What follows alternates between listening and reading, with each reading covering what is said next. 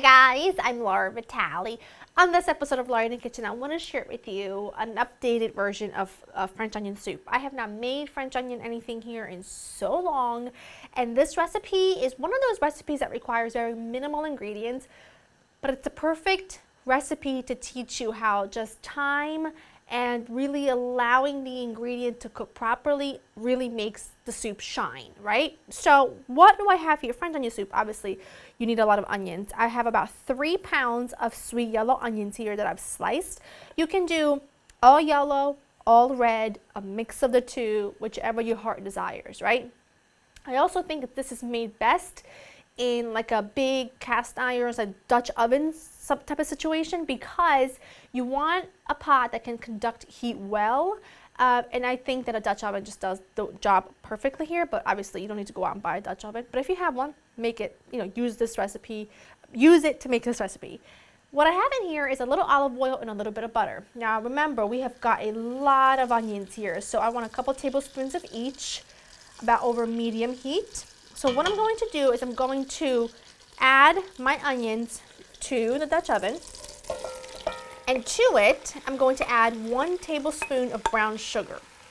The brown sugar really helps caramelize the onions. It kind of helps draw out that moisture, and it really helps caramelize the natural sweetness from the onions. So just a tablespoon makes a world of a difference. And then on top of that, you also need some salt. Now this is the important part here. Medium heat. This will take about 45 minutes, maybe even longer, maybe less. It really all depends on your stove. Don't rush the process. Don't crank the heat up to high heat. You'll burn the outside of the onions and they won't caramelize the way they should. So I'm just going to go ahead and cook this for a while, stirring every now and again. And when it's ready, I will show you what they should look like, because it's such an important part of this recipe that I want you to get it right. So this has been like 45 minutes, and you can see it's turning into almost like an onion jam, and that is what you are looking for. That's so sweet, so caramelized, it makes a big, big difference in your end result. So at this point, I'm going to add in some garlic, and I just want to sort of stir that in for about 30 seconds or so, or until I cook out some of that raw garlic flavor. And it smells insanely good. It reminds me of pasta genovese that I grew up eating. I have a recipe in that in my book, which if you were raised in Italy, you may be familiar. Not the genovese pesto, but the pasta genovese with lots of onions, lots of beef. It is so good. I might have to make that here for LITK. So let me know down below if you want to see that. This is looking good. Now I'm going to deglaze the pan with a little bit of wine. You can use red wine, you can use white wine, you can use a little sherry, you can use whatever you want. I have had a great success with all three, because those are the 3 that I've used. And I've also used Marsala before, which is a little bit too sweet, but in a pinch, it does work. So just cook that out for a few seconds. And now at this point, it's very, very simple. All you're going to do is add some beef stock, add some fresh thyme. I just use beef, like beef powder, beef bouillon powder, that's what I meant to say. And now I'm just going to add that in, add some fresh thyme sprigs, and I'm just going to let this simmer for a while. Then I'll show you what it looks like when it's ready, and then we'll make our croutons, and that's pretty much it. All right, so let's talk bread for the soup, which you could argue it's the best part of this whole thing. But the soup's simmering back there, by the way. I've got my oven preheated to 350. I use a French bread, I use a ciabatta, I use a baguette, I use whatever my heart desires, whatever I pick up, or most importantly, whatever my husband picks up, because he knows I love bread. So every time he goes to the grocery store, he finds like the best looking one and brings it home, because he knows it makes mama happy. So he brought home a beautiful ciabatta. Love it. What I'm going to do to it is just drizzle with a little bit of olive oil, both sides, because I want this to be really delicious. And right now, I'm just going to pop this into the oven to get a nice and golden brown. In the meantime, while that happens, I'm going to grate some Gruyere. Now, admittedly, I'm going to be honest with you, Gruyere is expensive. So if you wanted to make this and you didn't want to splurge on a piece of Gruyere, which I'm telling you, a small piece is like $10, you could do cheddar with a little bit of freshly grated Parm thrown in there, and it would give you the same delicious nuttiness. I really like Gruyere for this soup, so I'm gonna go ahead and shred a little thing of Gruyere while these are in the oven, and then we kind of top them with the cheese, and I'll show you a couple more things, and then we finish this whole thing off.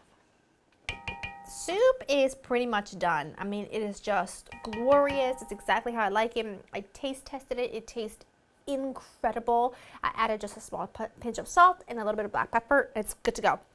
The bread, I just pulled it out. The bottom you can see is lovely and golden. And what I do now is I just sort of top each one with a little bit of cheese. Now, Gruyere is really quite pungent and strong, so if you want to go light, by all means, just do a small bit for each one. But like I said, I really like it. And the great thing here is that the combo, I'm also going to do a few thyme leaves on each one, just like a couple sprigs of thyme that I like to sprinkle on each one. The great thing about the mixture of the Gruyere and the French onion soup and why it works so well is because when you are cooking onions this way for a really long time, low and slow and caramelizing them, they become really, really sweet. So you need a little something to sort of offset that, a little something sharp and nutty and salty, and that's where the Gruyere comes in. So the combination of the two is really quite spectacular. So I'm just gonna go ahead and pop these back into the oven until the cheese is sort of like melty and delicious. I do a little black pepper. And then we serve, and that's it. I'll reserve the rest of this Gruyere for other crostini that I'm gonna make. Those are ready and smelling gorgeous. Just gonna ladle up some of my soup. The onions pretty much now just like melt in your mouth. Phenomenal. And then you just take one, just take this one because it fits in my bowl, and you sort of like, this is gonna sound really strange, but you want to like nestle that in there, right?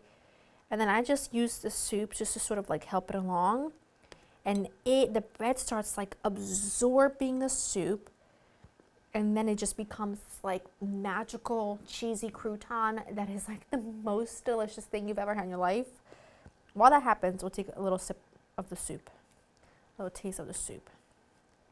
It's gonna be really hot, but I'm so ready for it, because if you could only smell in this kitchen, you would be like, it smells good. It is so pure.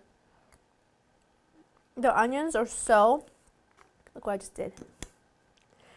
The onions are like the star of the show. I mean, there's just no other way around it. So I want to tell you something that you may not know about me.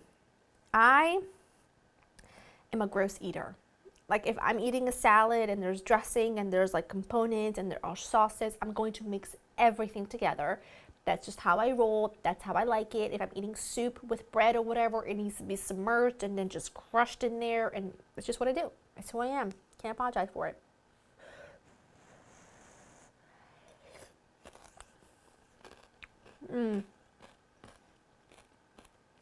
That's literally the only thing I ever want to eat for the rest of my life. So good. So delicious, perfect for this time of year or any time of year. LauraInTheKitchen.com has the recipe. Hope you enjoy spending time with me.